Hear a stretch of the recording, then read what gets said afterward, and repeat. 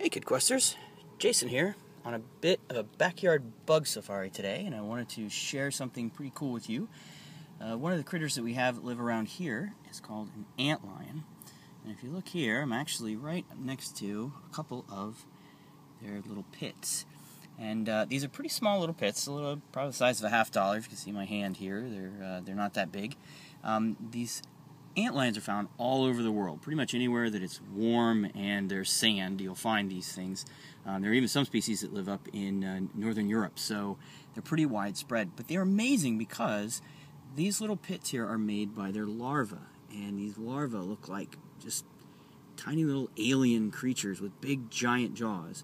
And when the female lays their eggs in the soft sand, the larva hatches and it begins to flick out the sand from on top of it, and it creates this little crater. And they're called antlions because their primary food source is actually ants. So I'm going to attempt to demonstrate how these guys actually eat. And I've got a little ant here in my fingers, so I'm going to drop him in. Now watch and see if we can get him to eat this little ant. Ugh, if I can get him to let go of me. He's not too happy that I picked him up, so let's see. Come on. There he goes. Oh, you see it? He kind of disappears into the sand there. Now what we didn't really see is how they use these craters as little traps.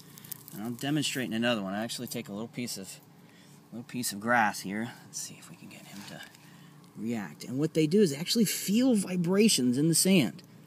As an ant falls into this little trap, if they start climbing, you'll see the sand starts to kind of fall into the middle of their little hole here. So I get them to do it. And theoretically, they start to flick the sand back up. Now it might be empty, so let's try a different one here. And the funny thing is, around my house, I've noticed I only really live on one side of my house.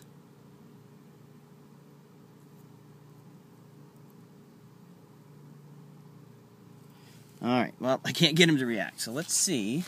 Go back to our original. We know he's here.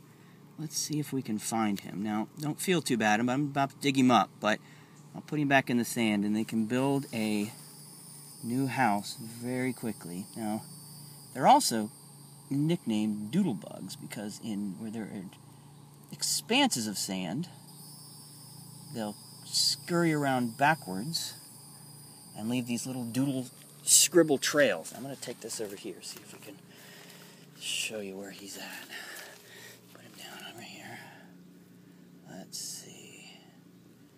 Spreading some of the sand around. Now, one of the cool things about these is that while the larva is called an antlion, there's actually no commonly used English word for what the adult is called. It looks like kind of like a lacewing fly. It's very long. There he is. There he is. Has very long, lacy wings. Let's see if I can get a good zoom in of him. If you can see, he's right here. See how he's scooching backwards? Look at him. I see the big jaws on the front there. And those big, kind of long, so he's trying to get into the sand, those long antenna-looking legs up front. And they can't see very well in their little holes. They just feel for vibrations, and they'll use that little head there, and they'll flick the sand up, and it acts like a slippery slide, and it makes the ant fall back down to the center until he can get his jaws around it, like I had him, and then he just bites him and drags him down and has him for lunch.